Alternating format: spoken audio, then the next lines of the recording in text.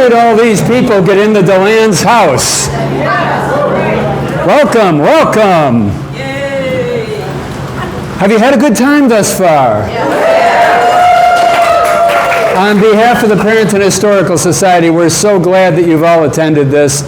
My name is Bill Poray. I'm the town historian and the village historian, and also a little bit active in the Historical Society. And on behalf of our board, so many of our members here tonight, we're so glad to have you here in this wonderful historic landmark with loads of history that we're going to talk about. But I hope you got to a lot of places in the house. If you didn't get all of them, I may have some photos of them for you to see as well. But we're going to tell you the story, not all the story, because we don't have all night, but quite a bit of the story of the Delands and how this all came to be.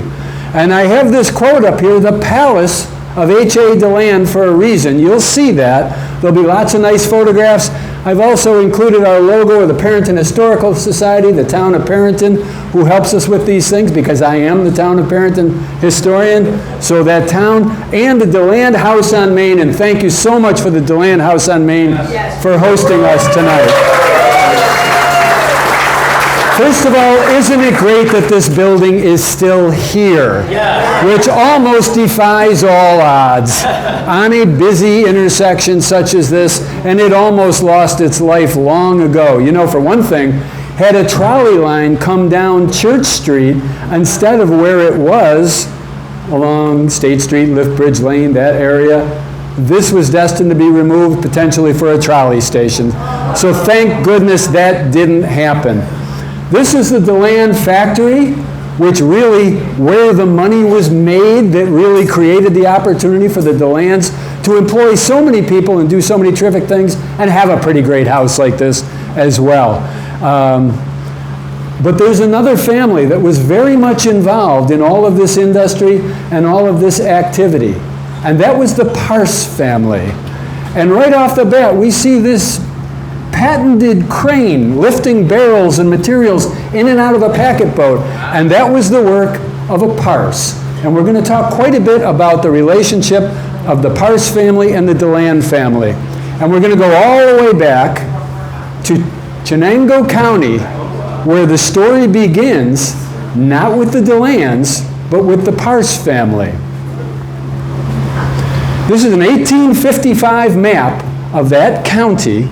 And there's several communities that were involved that had Parse involvement, P-A-R-C-E. You know we have a Parse Avenue. Well, there you go. So here's this county, and there was a village in the county named Norwich, still there today. And on this 1855 map, you'll see a Celeritas factory. That's what the Deland factory was in Fairport. But this is way back in 1855 map, and it says it was operated by one J. Parse. So we're going to dig into that just a little bit more. It was right up in this corner of the village where all the industry was. I'm going to slide this just a little bit out of the way. And while I slide this, please take note that this thing is a pretty awesome piece of history here. The Pioneer Prohibition Club, Fairport, New York, organized 1882. Wow. Women's temperance. While I'm at it, we'll turn it around. What good would it be to only have it on one side, right? Presented by the ladies of Fairport for a specific event in 1888. And we all know if you want to get something done, get the ladies involved. That's why we're all here tonight, because the entire committee was women.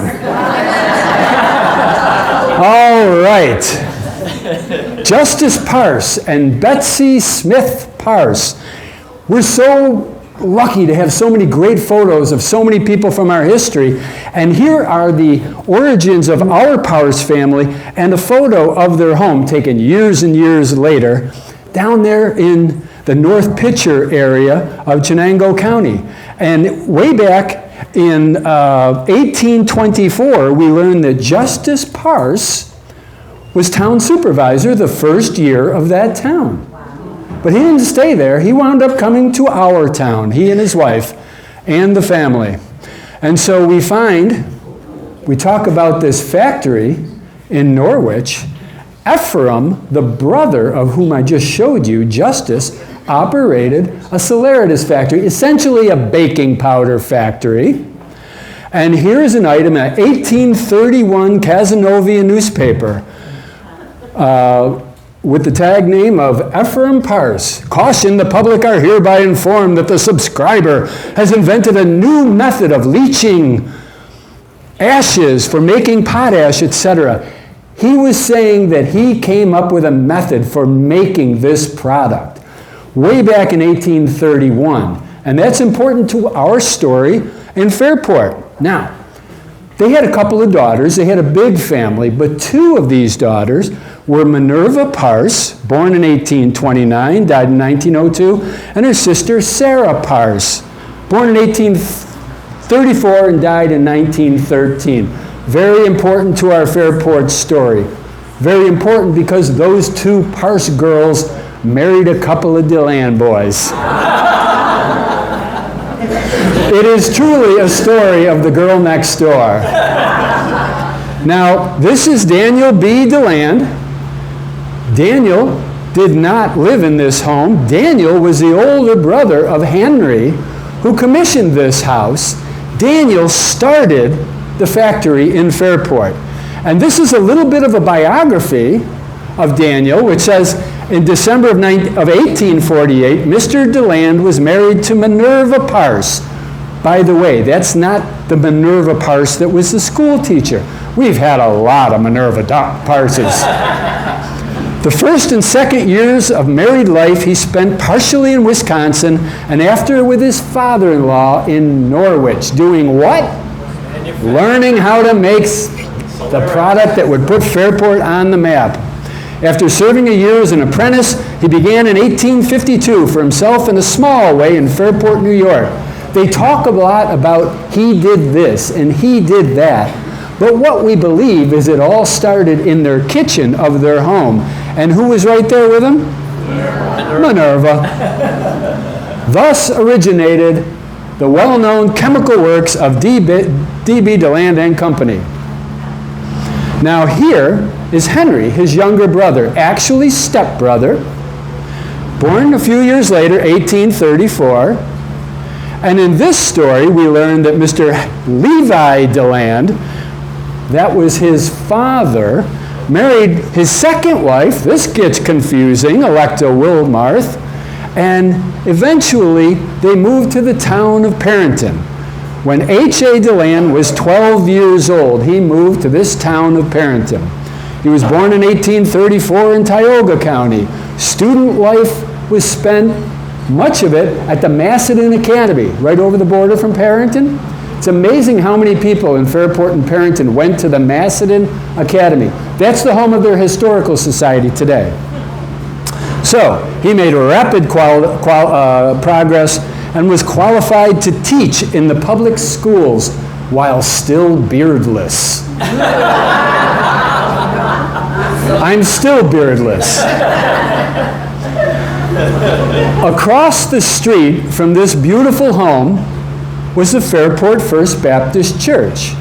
The first edition was a wood frame building built in the 1830s that was replaced just after this house was built in about 1876. And this is an actual certificate, this time certifying that J.W. Eldridge on this day has been admitted to be a member of the Baptist Sunday School. And who's it signed by? H.A. Deland, 1869. You're going to learn that Henry Deland and his family were very dedicated to their community, very dedicated to their church, and there's a reason that this house is right across from the church. Isn't that a great little wooden church, which they quickly outgrew and built a much bigger building. Now, you've probably heard me say this if you've been around me a lot. You know, we've had a lot of buildings picked up and moved from one place to another. So I'll just diverge slightly to tell you that of the 175 that we have now cataloged in Fairport and Perinton, picked up and moved structures, that's where you're supposed to go, oh, how could that be? Very good. That was quite a reaction. 3 of them are right here. The main body of the church wound up moving a few doors west on West Church Street. Remember there used to be a toy store there? Yeah. Well, that building's still there. That's not this building. This building burned down once it moved there, and they built that building in about 1890. This little section is still on Filkins Street, Avenue. And this little house, which was the pastor's house, is on East Church Street. 3 of 175. Now this woman was Henry Deland's first wife, Mary Millard Deland. They were married only briefly. She was a teacher at the Macedon Academy. And they married in 1860, and she passed away in 1862. This is the only image that I know of her, and you might notice something rather unusual. Look at her hands. 1 glove. I know you're thinking Michael Jackson had 1 glove. I don't think it's related to that at all, but I have tried to research, is there meaning to that 1 glove? I've wondered, was this portrait done after her death, and does the black glove signify that? It makes sense, right? But I haven't been able to verify that that might be it. So he lost his first wife very quickly before any children, and his second wife was Sarah Parse Deland. Now, Henry and Daniel grew up at 185 North Main Street. That's the big, beautiful Deland home, kitty corner to the Baptist home, up in the corner of Whitney and North Main Street. You know who lived just about next door to them? The Parse family in the Parse mansion on the corner just about of Parse Avenue. So they really were the girls next door. So let me go back for a moment and point out, she was born in 1834 and died in 1913. We'll talk a bit more about her, but her story is rather sad. This is a death notice, and really, for the day, 1913, a significant biography of Sarah Deland, who had a challenging life. They lost 2 young children, one an infant, one not much older than an infant. They had 2 other children that were portrayed out here beautifully. How about a little round of applause for our four actors, by the way. You all did a wonderful job. Sarah must have encountered great trauma in her life with the loss of those young children. And it's been recorded in census reports and other documents that she was fighting significant mental challenges. And so it was a difficult time, no doubt, for all the Deland family. However, it says in this notice, it was known to very few, she was known to very few in Deland, Florida. All those trips to Deland, Florida, which we'll talk about, there's no evidence that she was ever there. Although in the Fairport newspaper, she was referred to as a natural leader and organizer. She seemed wholly unconscious of her many rare qualities of mind and heart. She was very important and a driving force in the temperance movement in our community. She was a driving force in her church, and yet these challenges persisted. This is Eliza Deland Mering. Now, she was a sister of Henry and his older brother Daniel. By the way, did I mention that Daniel fell down the elevator shaft in the factory and died? Well, I didn't mention it because I really don't think it's true. But it has been written about and stated for way over 100 years. And that's why Henry wound up taking over the factory, along with Daniel's wife, Daniel's son, Levi. They were all involved in keeping that factory going. After the death of the founder, Daniel B. Deland, it was written numerous times that he fell down the elevator shaft while walking through with a lantern, and whoo, down the shaft and died. Newspaper reports from that time indicate that he was very ill at home and simply died in bed after weeks of an illness. Another great story broken. Eliza Deland Mering was their sister, and she comes into play because with the health challenges of Sarah Deland, Eliza came into the home and helped take care of her sister-in-law, Sarah, for many years, which we can tell you from letters and documentation was a very challenging task. Eliza Ann Deland, she died in 1874. That's wrong. Now, this is real documentation from our archives, but she died years after that. If she died this early, she never would have made it to this house. But she did play quite a role in the family, in this home. Helen Parse Deland, can you raise your hand? Very good. Thank you, Helen. It says here that you died in 1956, but we're going to have to look into that. Helen was born in 1869, so about five and a half years before this house was built and first occupied. And along with her brother, they were the two children that lived and occupied and made this a family home. Helen was an accomplished person. She was an 1886 graduate of Fairport High School and went to Smith College in Northampton, Massachusetts, where she was an 1892 graduate. She taught in the Deland, Florida schools, in Medina High School briefly, and in the Fairport schools. She was very active with the Monroe County Chemical Company. What is the connection to the Monroe County Chemical Company? You know the Deland factory, where the box factory building is today? The Deland factory burned to the ground in 1893. And when that happened, and it was a devastating fire, they tried to pull things back together, and they limped along for a while, but it was never quite the same. Eventually, the Monroe County Chemical Company, which was in many of the same businesses, wound up being affiliated with the Delands, for reasons we'll get into, I think. So Helen worked there for a time. She was more known as a librarian in schools and at our public library. There is a lake named for her in Deland, Florida, and for her brother. And she was a longtime Sunday school teacher in Fairport. And how many members here of the Fairport Historical Club? I know you're here. The Fairport Historical Club was founded in what year? 1884? Is that what I heard? 1884. Imagine collecting history on this community when most of the history hadn't even occurred yet. Isn't that pretty cool? And Helen was president of that club for some period of time. Now, she wrote a book on Deland, Florida, and the events and the history and the people here. And this is, as you can see, this is my hand holding this book.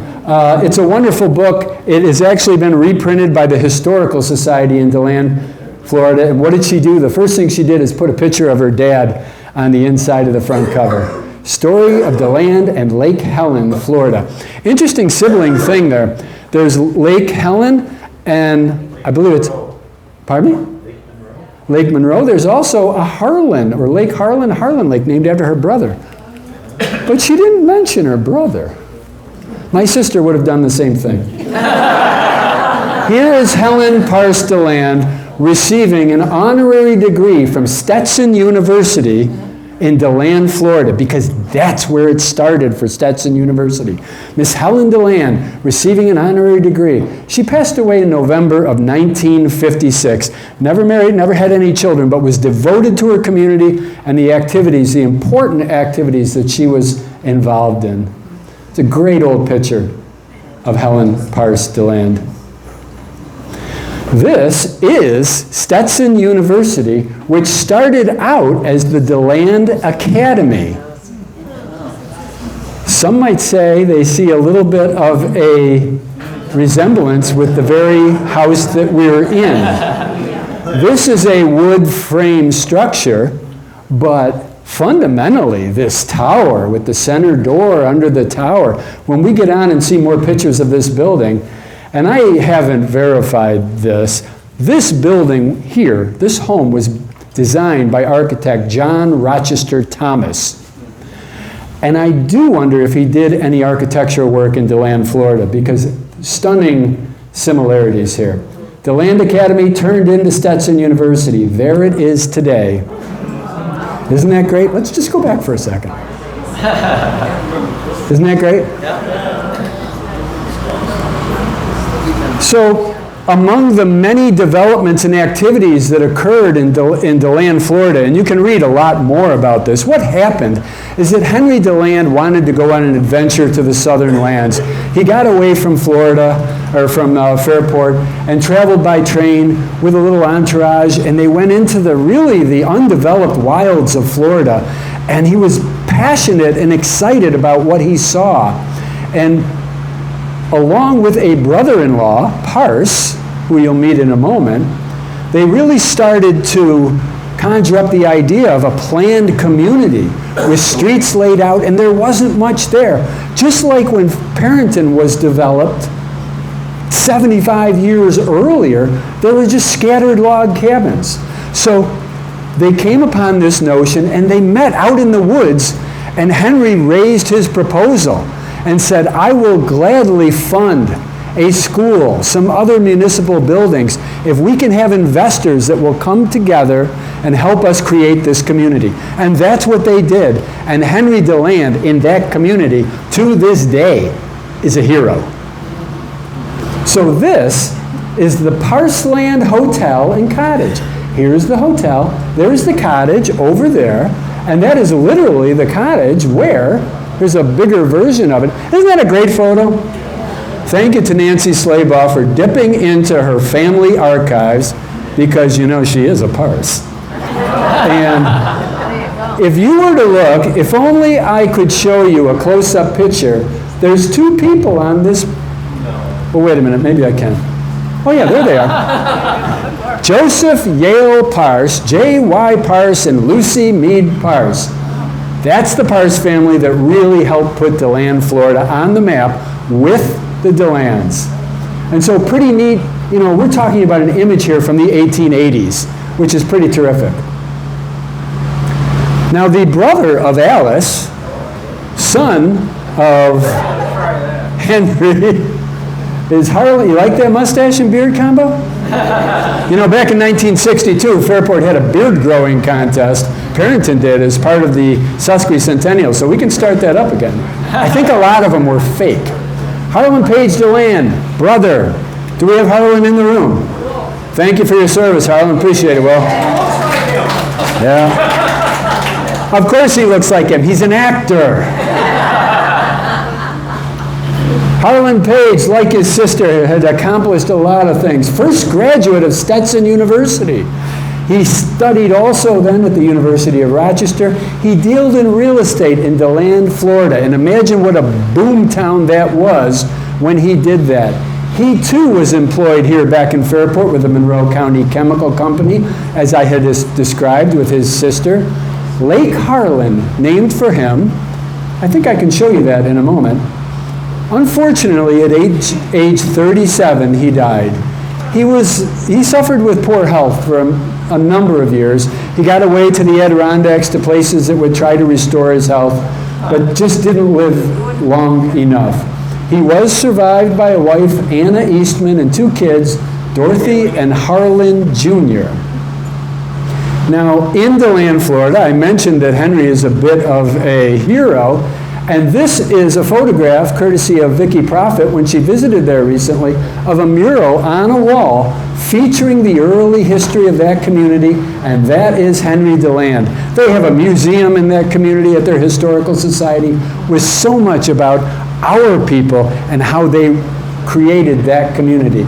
And you can see a little biography there. In 1876, Henry A. Deland visited this area and loved what he saw. He envisioned establishing a community. It really tells the story.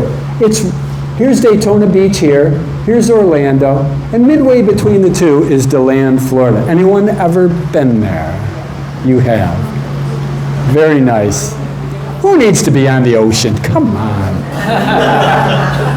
Here's a more contemporary map of Deland, Florida, and here's Lake Harlan, and here's Lake Helen. Early maps of Deland, Florida, I am struck when I look at them and the names of the streets, because many of the street names are the same names we have on some village streets in Fairport. High Street, Woodland Avenue, which is our Woodlawn. First it was Woodland. a couple of others. So it's no surprise that maybe they carried some of those names south with them. Helen Parse left a wonderful essay that she wrote in 1948. I'm just going to share a couple snippets of it with you. When I do that, this wonderful photo is from about 1906, after the Delands had no longer lived in the house. Someone asked me why my father built a large home for so small a family. The first party there showed his intent. The members of the Baptist Sunday School were invited for a housewarming before the furniture had been moved in. We had many relatives. Most of them came to visit and stayed anywhere from a day to months. Was it then just a playhouse? By no means. Good and ill fortune both pushed through the heavy doors. This home, speaking of those doors are perfectly aligned with the front doors of the Baptist Church. The Baptist Church was built about a year later, funded in large part by the Deland family, and those doors, by design, were right across the street. It was a show of the importance of the church in the Deland's life. You may have heard, Henry Deland's here tonight. He may have told you. Where are you, Henry? Henry, wasn't there a tunnel underneath the street? There's no tunnel. Oh, another myth. You know, it's been said for decades that there was a tunnel connecting Henry Deland's home with the church, so that in inclement weather they could go protected and make it to the church without getting wet or snowy. I ask you, if you provided massive amounts of funding for the most important venture in your life, that church, would you go underground to get there? I don't think so. Another myth. One more myth while we're at it. Did you hear that this home was a stop on the Underground Railroad? If you heard it and believed it, you might be a little gullible. You see, the problem is the house was built a decade after the Civil War was over. Moving on, Helen went on to say, my grandmother Deland, worn out, passed away in 1883, soon after her coming to us. You see, the census reports show us that in many cases, the grandparents, older relatives lived in this house, just like Helen told us. People came and went. Sorrows came with them sometimes as well as good times. The grandparents she's talking about in this case, Electa Tracy Deland, died in 1883, and Levi Justice Deland, who died in 1869. Now, it takes a long time for a local historian to figure things out. There's so much to figure out. I don't know how, epic statewide or national historians do it. I've got my hands full with one little town. But what I did find, do you know where the Perinton Country Club is? Way out Route 31F, Macedon Center Road. Look at the map of 1852, and you will see a dot for the Deland family right there. So it certainly appears that the Deland family started there, and then some other essays and written items tell us that they moved from the farm to the village.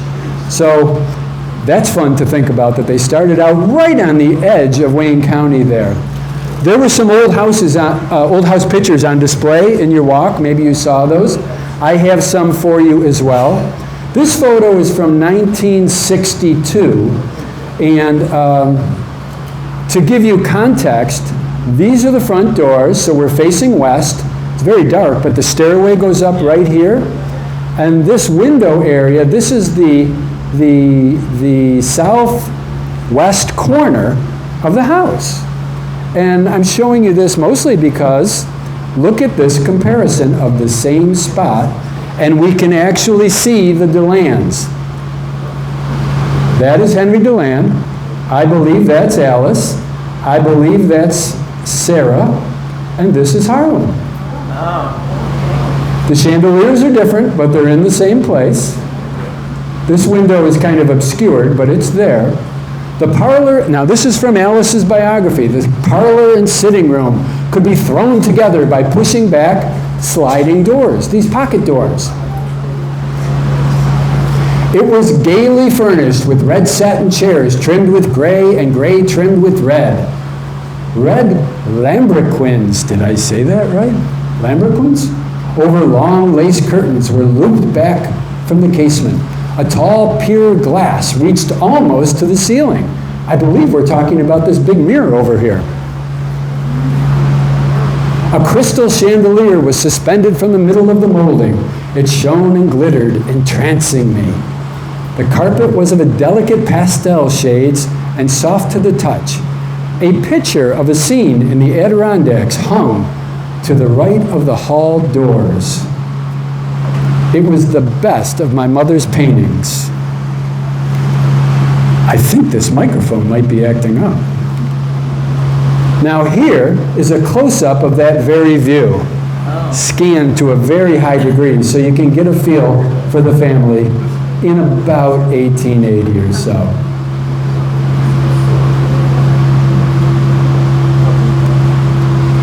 Here's another view, looking more to the east in the house, looking towards the back of the house. And this photo was taken in 1984. And here is about the same view. See this fireplace here? There it is. And if you look way off here, again, we can see the family. So let's take a closer look. Here's the two views today.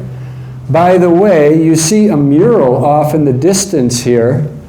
Many of you tonight mentioned an event that happened here in 2006, a fundraiser for what? RPO. The RPO held a gala fundraiser here where many, many artists and decorators and furnishers came in and just did an incredible job here. And that mural exists today from that fundraiser. So the same area today, and there is a close-up. We can just make out the family. I'm thinking that's Alice there, just a little girl at the time. So it's kind of fun to find and figure out these photographs. This photo of the outside happens to include the Clark family when they owned the house in about 1906. When we go through the years, it appears that the house transferred from the Delands in about 1896 to an array of owners over time, which is fairly complicated, and some or many maybe never really lived here. A very big place for a single family. In fact, our earliest assessor's document at one point states, "too big to be a home, worthless as a home," it said. I wouldn't go that far. From 1903 to 1910, owned by Henry S. Clark, and then apparently, we believe, willed to his nephew, Warren. But they only owned it for about 7 years. In 1910, a new era came to light in Fairport when a wealthy family arrived from Copenhagen. Victor Holmes, the new owner of the Deland House on South Main Street, arrived from abroad Monday and reached Fairport. Odd that, although it was a very wealthy family, they came by trolley for about a 10-cent ride.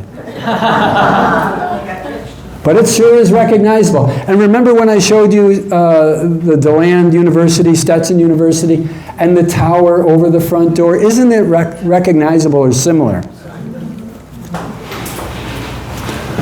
By 1910, by December of 1910, only months later, the home was restored to its original color, according to a long newspaper article. Now, I don't quite understand. Now, here it is, painted. The home was, we believe, originally painted. This earlier photo showed it in brick, or at least this colored postcard did that. And we can't take that as gospel, because it's a colored postcard, a hand-colored postcard. A new heating plant was installed with a half-mile of steam piping, all new plumbing fixtures. Now, this is all in 1910. So we have to think about that when we're walking around this house today and absorbing what it was like for the Delands to live here. A lot changed in 1910. European furnishings and antiques were brought in throughout the house. 2 libraries, one in English and one in Danish. And light fixtures heavy with crystal. All these were greatly elaborated on in newspaper articles. And yet, just 2 years later, Victor Holmes died. Was not expected either. Victor Holmes is dead in Fairport. Prominent Danish.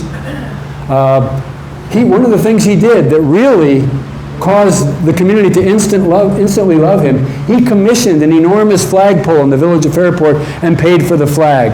And they thought, well, here this foreigner came in and put up an American flag. We like that. A year later, young Fanny Holmes got married in this house. Imagine that wedding 111 years ago. Victoria Francilia to Mr. John Wilson Vickery at Villa Rosenberg, what this place had come to be known as. So it was an elaborate affair, as you can imagine, and they left on a big trip, left Villa Rosenberg on January 10th, 1914. That's where they would live after they got back. By 1924, that family had moved on, and we are now in the era of Prohibition. The house has been empty for a while, and there are real questions about what is going to happen with this enormous home. This headline from January 10th, 1924, important real estate changes. Will Fairport get a new movie theater? They wrote a story saying that this enormous home would turn into a movie theater. Now, I have a hard time understanding how that could possibly happen. How many walls, interior walls, would you have to take down to have a movie theater that would fit up to 1,600 patrons? Now, there's about 135 of us here tonight, so you know, about 12 times that. It did not happen. In fact, what did happen is this movie theater was built just a few years later. 1927, they opened their doors. This building still exists. It's the Masons building today, but it started its life as a temple theater. And you can see how close it is. Here's the Deland Tower, right, looking over its shoulder. Maybe they could peek in the window and see the movie. So the movie theater did not happen at this home. However, shortly after, it was announced on November 12th, 1924. If you're keeping track, that's exactly 100 years ago. Villa Rosenberg to be remodeled into a tourist inn. Workmen already busily engaged in making alterations. So, big changes were afoot. This is where the Green Lantern would come to be. The Green Lantern Inn. Ever heard of it? Green Lantern Inn to be open today. What day? New Year's Eve, 1924. What a great day to open for business. Owned by Mrs. Florence Hare of Rochester, and they had big plans for the establishment. Of course, the name Green Lantern is because there were green lanterns at the entrances to the building. Now, I'm going to show you, in case some of you didn't get upstairs, a few pictures. Many of you saw this kitchen area that was established. There have been living quarters upstairs for decades and decades and decades. It served as a hotel in the earlier days of the Green Lantern Inn. So living quarters for many people. These were you can see a combination of old history here, the fireplace, as well as new changes over time. Uh-oh. There we go. Another room upstairs, just to give you a glimpse of what you may have seen upstairs. You can see the heavy moldings that are still there from when the house was built, and some more modern changes, some air conditioning added here and there. How many loved that bathroom window when you saw it? Isn't that terrific? And I love that they still have the old tub. Now let's talk about Prohibition, because I know a lot of you, just by looking at you, were involved in the Prohibition era. What was Prohibition? The legal prevention of the manufacture, sale, and transportation of alcohol beverages in the United States. And that all involved the 18th Amendment. This is a real sign from our collection, closed by the United States of America as a nuisance. So Prohibition was in place from January 17th, 1920 until December 5th of 1933. 13 long years. This is an actual photograph of a Fairport basement, I believe in a commercial building, perhaps a hotel or a bar. But this is the sheriff of Monroe County posing next to just some of what they discovered in a Fairport basement. Sheriff Morris and his deputies make sudden calls in Fairport. Most of those calls, virtually all of those arrests, were on the north side. Do you think that it was only people on the north side that were flirting with breaking prohibition? No. However, you may not know that prohibition included a provision that whatever alcohol you had in your household, you were grandfathered in when prohibition occurred. So if you saw it coming and you had the means to do so, you might consider stocking up. These newspaper articles list many, many establishments, some where they found a bottle of wine, some where they found barrels of beer, some great quantities, some very tiny quantities. Here are some examples of some places that are listed in those articles and those busts. This bust is from 1922. The Cottage Hotel was named in many of these articles. Anybody been to a newer place called T.J. Ryan's? Yeah. If you were there 100 years ago, you were flirting with the Prohibition ordinance. This is what it looked like when it was Saporito's place. And isn't that a great picture? That's the same building 100 years ago. And this is the beloved Fairport Village Inn, which was also listed as Casey's Place, Casey's Cafe, and a bottle of wine here, 6 bottles of beer there. In some cases, people were mixing things up at home as well. So some homes got raided, all on the north side.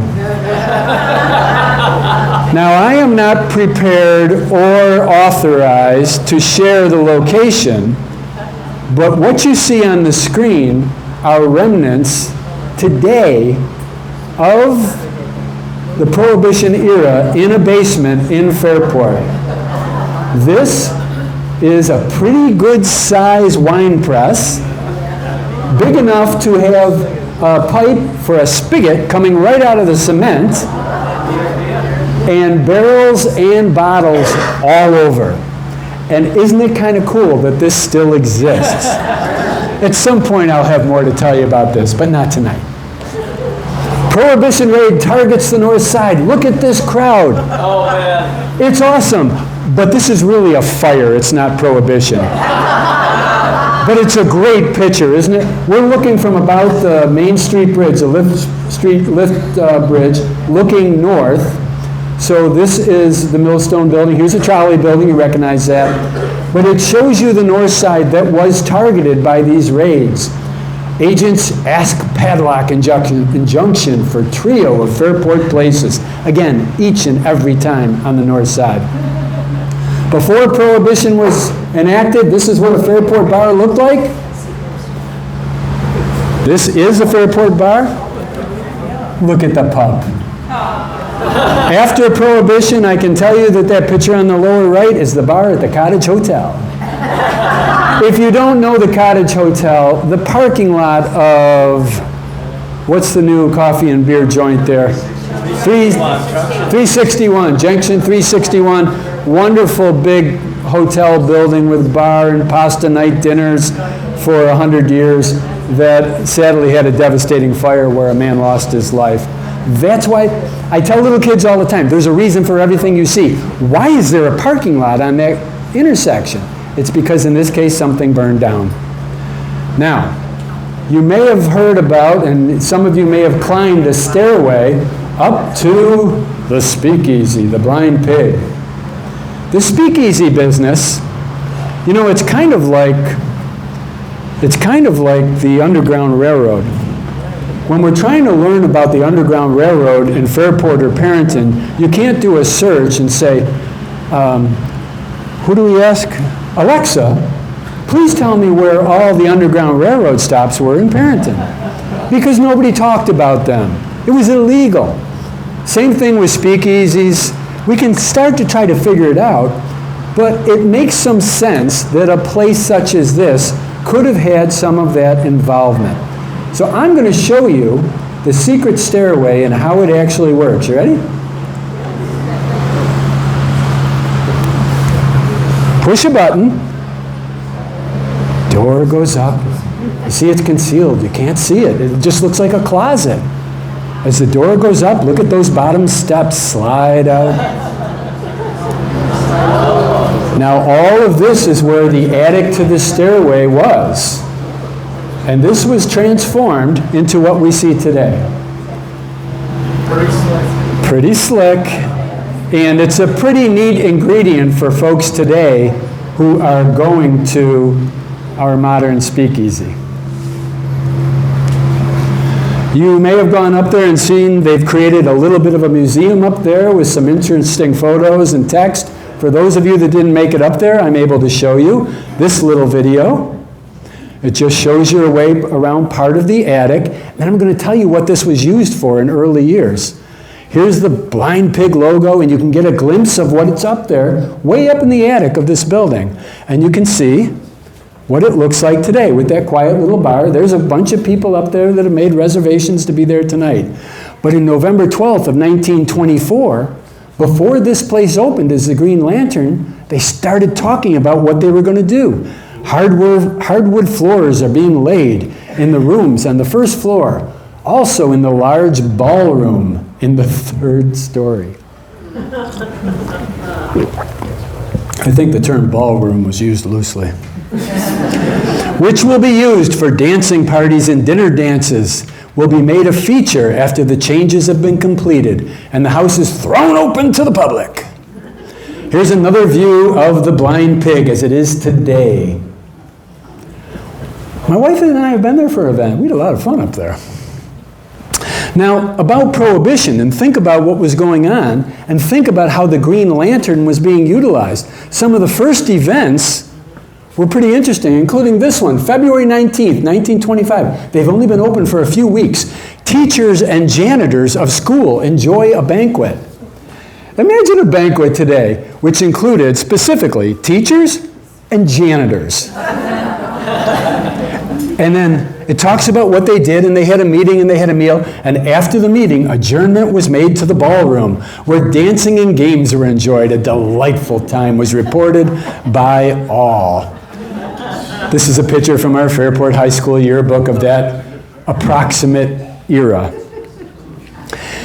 Here's an item from shortly after that, a whole different type of event where an educational mission luncheon was held at the Green Lantern. And that was probably just held down here on the first floor, I suspect. But they had a lot of educators there and speakers and a meal, of course. And so lots of different events were being held during this Prohibition era. Our Fairport firemen enjoyed a big banquet in which the men spent an hour in the ballroom on the top floor, rubbing elbows with each other and listening to the music of Bloom's saxophone orchestra. Now, you may not have seen the stage up there. The stage is maybe 8 feet long. In those days when they referred to an orchestra, I think anything with 3 musicians qualified as an orchestra. May have been more. So they were up there listening to the saxophone orchestra, and there was a card table for use, and frequent visits to the punch bowl presided over by one of the house attendants.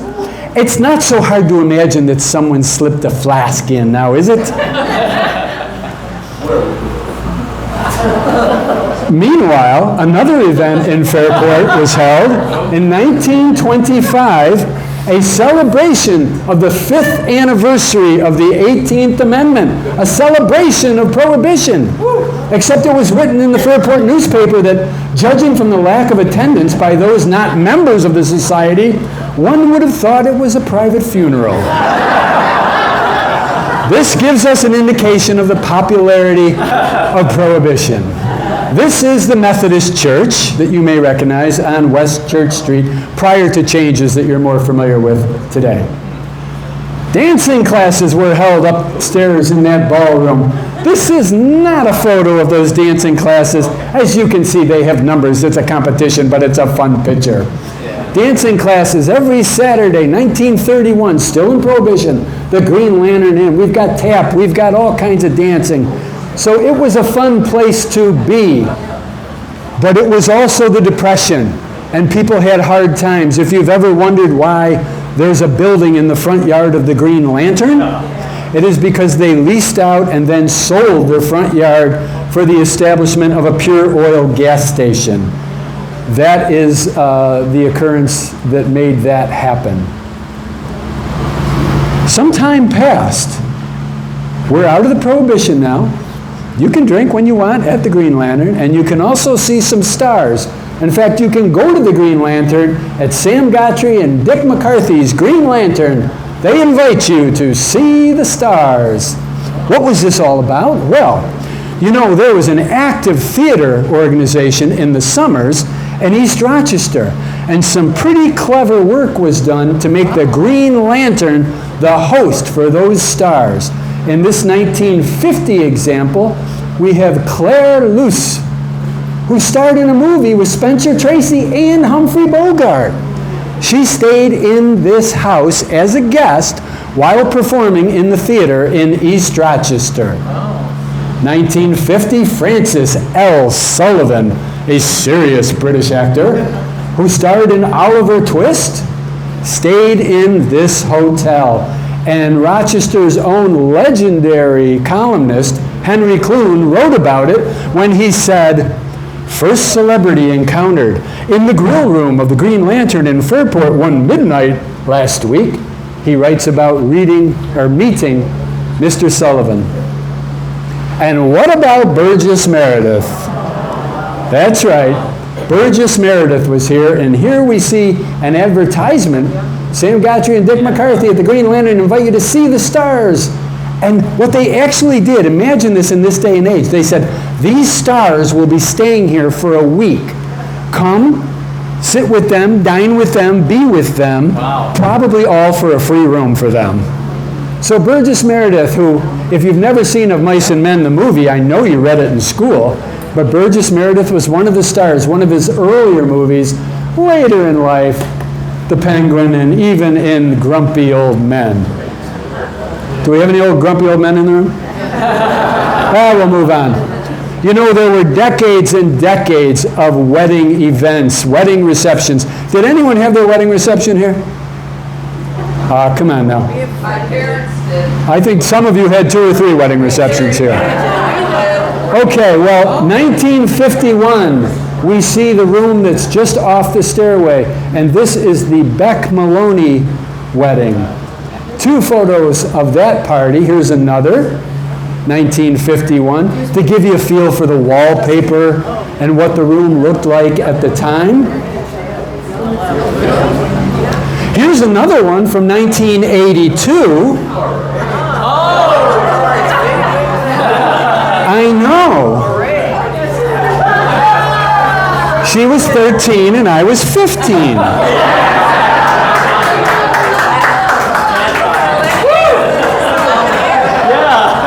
The days of red velvet wallpaper. And decades of team banquets. How many came here for team banquets? I know some of you did, right? You can remember those delicious buffets, celebrating your young athletes. Now, beautiful photographs of the front of the building, and I'm focusing on that tower again, just like at Deland University. And I want to cover that tower for a moment. Some of you mentioned the 2006 RPO Symphony Show House. That was the reason that this mural was done. And this newspaper article from 2006 talks about that entire wonderful, majestic event that was held here when decorators, artists, furniture was brought in, and it was a tremendous fundraiser and a great community event. At the time, the Lawrences owned the business here, and it was thrown open to the public. And in fact, this photograph talks about a pretty well-known person in our community. Her name is Pat Knapp. There she is. Thank you, Pat. By the way, if you don't know Pat, she served this community for a lifetime. And so this was a big deal. And I show you this because as we go up in that tower that I showed you in the photograph, you might be interested to see what it looks like. Do you see all this painting? All this painting, this faux brickwork, is part of that showcase from 2006, and it's still there. So please go there with me. Don't get seasick. Wow. Wait, we're not done. We've got another flight of stairs to go up. And at the top of these stairs, out the east side, out the back, is a small door that takes you to the roof. I'm sorry, you look nauseous. My apologies. Oh. Now we're going to go back down. So that's north. Here's the Baptist church, right there. And back down the stairs. I promise not to do this to you again. So all of that art that still exists from the showcase. And when you go out the back door of that tower, you can walk out on the ledge of the roof and get a terrific view of the church. Imagine that the Delands did that in 1876 when the church was built. That had to have happened. And imagine someone else did that besides me. I took this picture. Someone else did that in about 1954 or so. Same picture, about 70 years apart. Not a better place to take a picture of the Baptist church. And in fact, if you know Terry O'Neill, we need to take a moment to pay a tribute to the O'Neill family. The O'Neill family were the caretakers, preservers of this building, of this wonderful home, for 50 years. And that is an accomplishment. And it's here today also largely because of them. The home was listed on the National Register of Historic Places in 1976, and one of the very first properties designated as a Fairport Historic Landmark in 2008. A real data point that this really was a hotel is when a father and son, I believe, went off to Germany in the 1950s. Father was a dentist here in Fairport, and he joined the service, and he was assigned to be a dentist in Germany. And the young son went with him and wound up graduating from high school in Germany. And the rest of the family, they sold their home, I believe on Nelson Street, and they stayed in the hotel for a while, right here. Doug, isn't that about the right story? That's Doug Whitney's family, folks. Another Fairport legend. I want to thank you all for coming tonight. I hope you had a wonderful time. I'm going to turn the microphone over to Kay briefly. Thanks. Sure. Once again, he manages to take a piece of... Sit down. Into the end. Oh, yeah. Is that better? Okay. Speak right into the end. Once again, Bill managed to take a little piece of Fairport history and bring it to life. Is it better if I just talk? Yeah. Okay. There's several people that I would like to thank for tonight's program, starting with Bill. The Deland family, thank you for hosting us in your home this evening. The docents who are on the second and third floors to kind of ease things and give you a little information that you might want. Helpers in the photo booth, I hope you had a lot of fun there trying on props and every photo